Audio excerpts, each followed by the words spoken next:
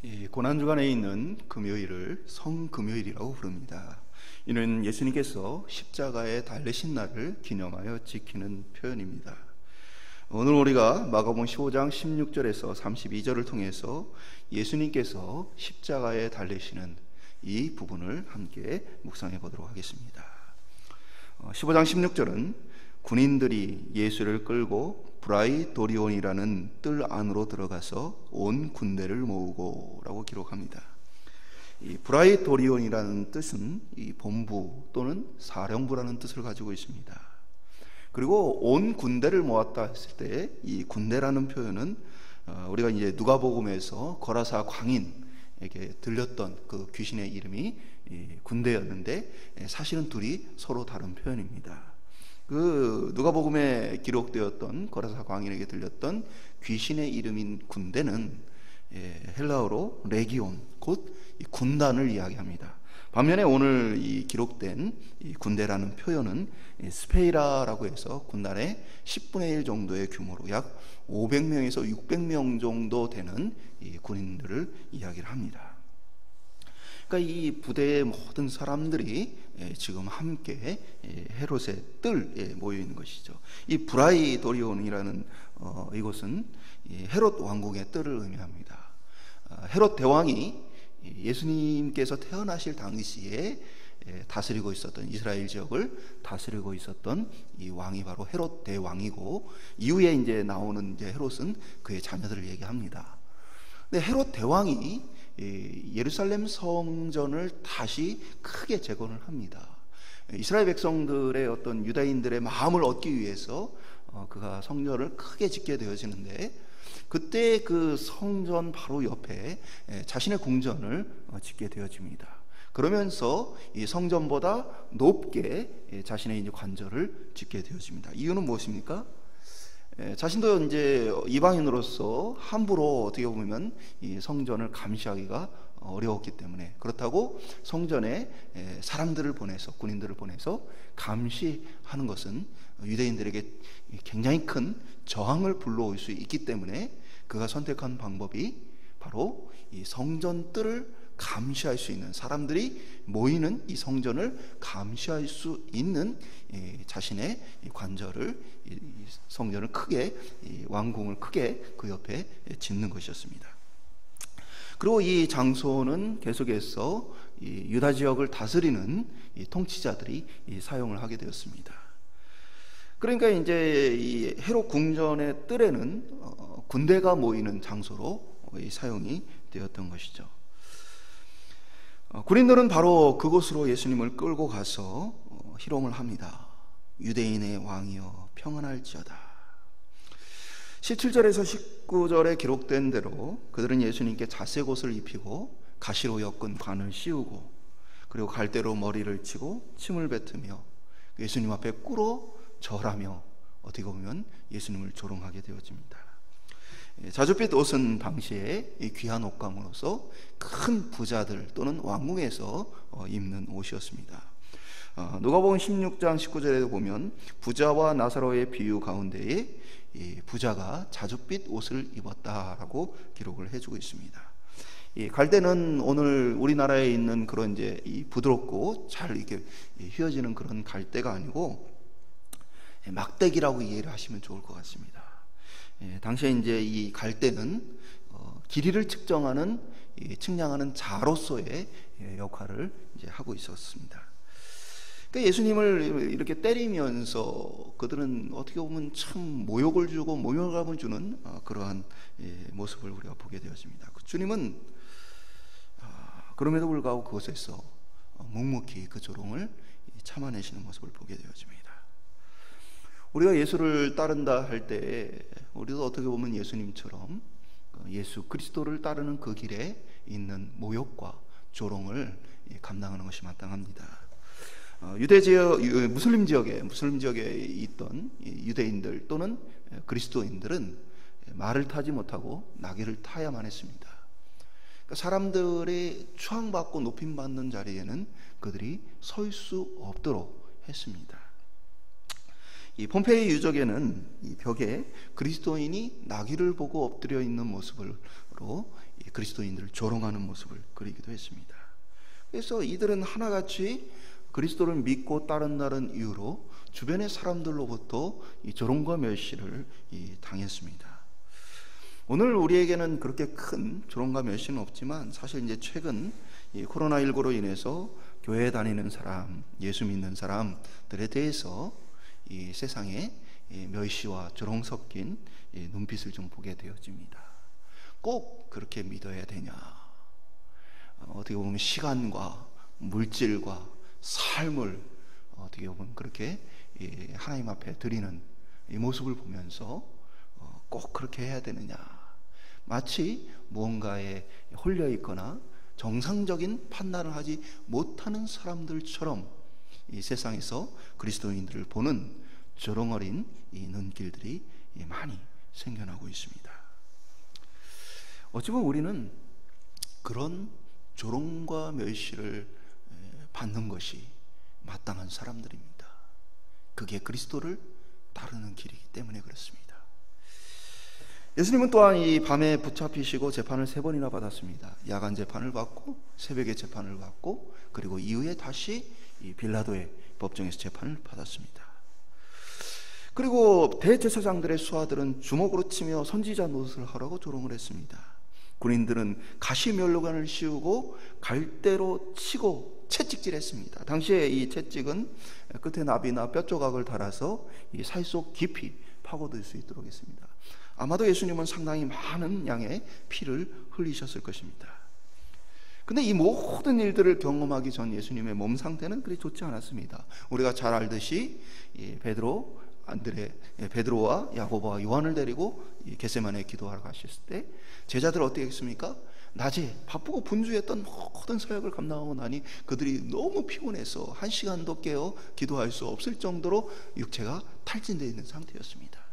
예수님은 오히려 그들보다 더 많이 사역하고 더 많이 말씀을 전하시며 일하셨을 것입니다.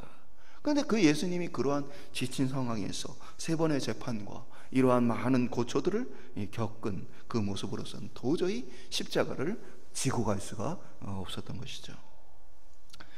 21절에 이제 알렉산더와 루포의 아버지 구레네 사람 시몬이 지나가다가 억지로 잡혀 십자가를 대신 지고 갔다 기록을 해줍니다. 알렉산더와 루포를 언급한 것은 오늘 우리에게는 정확하게 알려있지 않지만 이들이 초대교회에 상당히 유명했던 신앙인들로 보일 수 있습니다. 그러니까 이 마가복음을 받아든 사람들은 이들의 이름만 봐도 그 사람의 아버지였구나 라고 생각을 했던 것이죠. 이들에게는 그의 아버지가 예수님의 십자가를 지셨다는 것이 아마도 큰 영광이었을 것입니다. 그런데 당사자인 시몬의 경우에는 어떠했을까요? 그는 구레네 사람입니다. 구레네는 오늘날 아프리카 리비아의 이제 수도를 의미합니다. 그러니까 이제 예루살렘과는 상당히 먼 거리가 떨어져 있습니다. 그리고 그의 이름이 시몬이다라고 기록하는데 시몬은 유대식 이름입니다. 아마도 그는 나라가 멸망하고 피난하는 유대인들이 아프리카로 갔던 그 피난민들의 후손이거나 아니면 그 유대인들을 통해서 유대교로 개종하게 된 이 사람으로 우리가 볼 수 있습니다. 그가 왜 예루살렘에 와 있는가? 이 먼 곳까지 와 있는가? 바로 유월절이었기 때문에 그렇습니다. 유월절을 지키기 위해서 그는 아마도 많은 준비를 했을 것입니다. 오늘날 이 비행기를 타고 여행을 하는 게 간편하지만 당시에 이 먼 거리 장거리 여행 상당히 많은 준비와 또 돈과 또 많은 시간들이 필요한 것이었습니다. 아마도 그에게 이 예루살렘에 가서 유월절을 지킨다는 건 상당히 큰 의미였고 상당한 기대감을 가지고 많은 준비를 해서 예루살렘에 왔을 것입니다. 그런데 그가 기대하고 소망하고 바라봤던 모든 것들이 어찌 되어집니까? 다 망가져 버립니다. 누구 때문에? 예수님 때문에.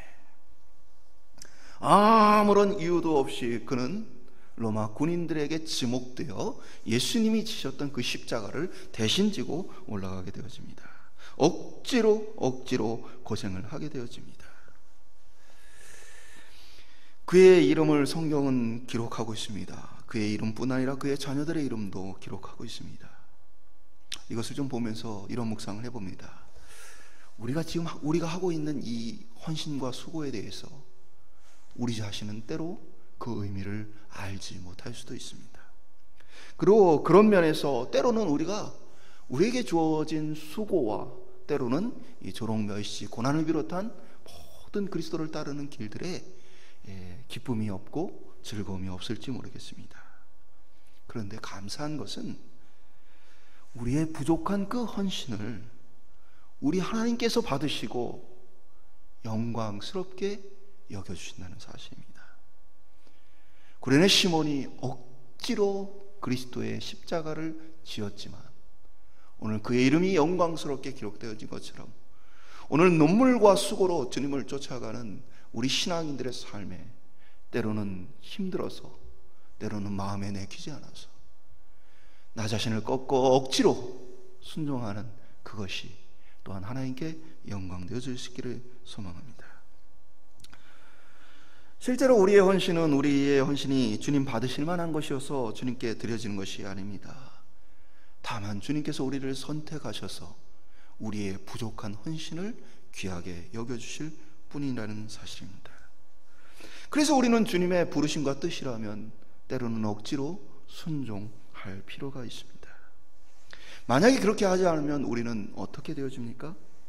내가 하고 싶은 순종만 하고 내가 주인이 되어서 내 마음대로 신앙생활하는 망나니 그리스도인이 되기 쉽다는 사실입니다. 오늘 저와 여러분이 내가 억지로라도 주님이 기뻐하시는 주의 뜻을 순종하는 것 무엇이 있을까 생각해 볼 수 있기를 소망합니다. 예수님은 골고다로 올라가십니다. 골고다는 유대식 명칭입니다. 누가는 그 뜻을 따라서 이 헬라식 명칭으로 이 크라니온이라고 불렀습니다. 그러니까 이것은 이제 해골의 장소라는 뜻입니다. 그리고 우리가 이제 부르는 찬송 가운데 갈보리라는 표현이 등장하는데 이것은 라틴어입니다. 라틴어로 번역된 표현입니다. 다 골고다를 가리키는 표현입니다. 이곳은 예루살렘 성 밖에 위치해 있었습니다. 이유는 무엇이냐? 성 안에 부정한 것, 더러운 것들을 둘 수가 없었기 때문입니다. 그러니까 이 사형 집행이라는 것은 이제 누군가를 죽이게 되어지는 것이고 그것은 이제 시체를 만들어내는 것이죠. 시체는 부정한 것이기 때문에 그 부정한 일들과 관련된 것들은 성문 밖에서 이 집행을 하도록 했던 것입니다. 이것은 굉장히 어떻게 보면은 이 성경의 맥락과도 일치하게 되어지는데 제사를 드릴 때에도 부정한 것은 그것을 가져다가 성문 밖으로 가서 버리게 되어집니다. 그러니까 예수님의 이 십자가는 죄인의 죽음이자 부정한 죽음으로서 어찌 보면 성 안인 영문 밖, 성 밖에서 돌아가시게 되어진 것이죠. 헤롯 왕궁의 뜰에서 예루살렘 성 밖 골고다까지는 아주 먼 거리는 아니었지만 그러나 이들은 이 짧은 거리를 이용하지 않고 멀리 돌아서 그곳까지 갔습니다. 이유는 십자가를 지고 가는 이것이 바로 이 사람들에게 경고하는 의미였기 때문에 되도록 많은 사람들이 그 모습을 보고 이 로마의 이 사형을 두려워하고 무서워하도록 하기 위해서였던 것입니다. 그렇게 힘겨운 걸음들, 수많은 사람들이 보는 앞에서 이 어려운 걸음들을 이어서 골고다에 도착합니다. 23절은 모략을 탄 포도주를 주었으나 예수께서 받지 않으셨다 기록합니다. 몰약을 탄 포도주는 진통제 역할을 하는 것입니다. 고통스러운 죽음을 맞이해야 될 죄인을 향해서 어떻게 보면 이들이 마지막으로 인간적으로 배려하는 것이 바로 몰약을 탄 포도주입니다. 그러나 예수님께서 그것을 거절하십니다. 그 이유는 어디 있습니까? 예수님의 이 죽음은 하나님의 진노를 받아 죽는 죽음입니다. 모든 죄인을 대신하여서 그의 영혼과 몸으로서 하나님의 모든 진노를 다 감당해야만 하는 십자가의 죽음입니다. 그렇기 때문에 주님은 그 어떤 것이라도 조금이라도 감하지 않고 그 모든 진노를 자신의 영혼과 몸으로 받기를 원하셨던 것이에요. 그래서 예수님은 모략탄 포도주를 거절하시게 되어집니다. 군인들은 또한 예수님 십자가 앞에서 못을 받고 예수님의 옷을 누가 가질까 제비 뽑습니다. 당시 옷이 비쌌기 때문에 군인들은 그 옷감을 가지고 다시 되팔아서 돈을 벌 수 있었던 것이죠. 그러나 이들의 선택한 것은 공평하게 찢어서 나누는 것이 아니고 제비 뽑아서 한 사람에게 몰아주는 그런 이제 결정을 내리게 되어집니다. 시편 20편 18절은 내 겉옷을 나누며 속옷을 제비 뽑나이다 라고 기록되어 있습니다. 곧 시편에 기록된 그들이 제비 뽑아 그 옷을 취할 것을 예언한 말씀을 성취하는 모습을 기록하고 있는 것이죠. 또한 예수님은 이 양편의 강도들 사이에 십자가에 달려 돌아가시게 되어집니다. 이사야서 53장 12절은 그가 범죄자 중에 하나로 헤아림을 받았습니다. 그 범죄자들 중에 하나로 지금 반역자로서 강도들과 함께 그곳에서 죽임을 당하게 되어지는 것이죠. 이 일련의 사건도 예수님께서 메시아가 되시는 사실을 구약의 성취를 통해서 증거하고 있는 것이죠. 이때의 분위기는 많은 사람들이 예수님을 모함하고 조롱합니다. 지나가는 자들, 대제사장과 서기관들, 심지어는 함께 못 박혀 있는 강도들까지도 예수님을 비난하고 조롱하는 모습을 보게 되어집니다. 우리가 잘 알듯이 이후에 둘 중에 이 한 강도는 돌이켜 회개함으로 구원을 얻게 되어지지만 사실은 그 역시도 처음에는 이 마가복음의 기록대로 양편에 있는 이 죄인들, 강도들도 예수님을 비난하고 조롱했던 모습을 이제 보게 되어지는 것입니다. 예수님은 한마디로 모든 사람들에게 버림을 받습니다. 그러나 가장 큰 버려짐은 무엇입니까? 바로 하나님께로부터 버려지는 것입니다. 십자가의 형벌이란 나무에 달리는 형벌로서 신명기 21장 23절의 기록과 같이 나무에 달리는 자는 하나님께 저주를 받았습니다. 그러니까 이 죽음은 의도된 죽음입니다. 대제사장과 서기관들, 사내들인 공회가 왜 예수님을 십자가에 달도록 그들이 몰아갔는가 하면 예수님에 대해서 선지자로 여기는 이들이 많이 있었습니다. 메시아로 여기는 이들도 많았습니다. 그러니까 예수님의 죽음에 대해서 더 이상 예수님을 못 따르게 하기 위해서는 하나님으로부터 저주를 받은 죄인의 죽음이다라는 사실을 이렇게 백성들에게 알림으로써 또 보여줌으로써 다시는 예수님을 따르지 못하도록 하기 위한 그들의 전략, 계획이 이 안에 있었던 것이죠. 그러나 우리는 그것을 압니다. 예수님의 십자가의 죽음은 우리의 죄를 담당하여서 대신하여서 그곳에서 하나님의 저주를 대신 감당하시는 죽음이라는 사실이에요. 그렇기 때문에 예수님은 다른 형벌의 수단이 아니라 하나님으로부터 저주를 받은 나무에 달려 죽는 이 십자가의 죽음을 통해 죽으셔야만 했던 것이죠. 그래야 하나님의 뜻이 더 분명하고 확실하게 증거되어지고 드러날 수 있었다는 것이죠. 오늘 예수님의 죽음을 보면 억울하지 않습니까?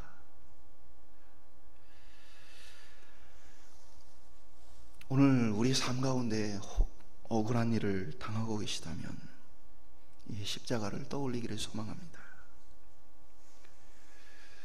억울하게 내가 왜 먼저 용서를 하고 억울하게 내가 왜 먼저 양보를 하고 손해를 봐야 하는가? 그것은 억울한 게 아니고 그리스도를 따르는 사람에게 마땅한 것입니다. 내게 주어지는 십자가는 무엇일까?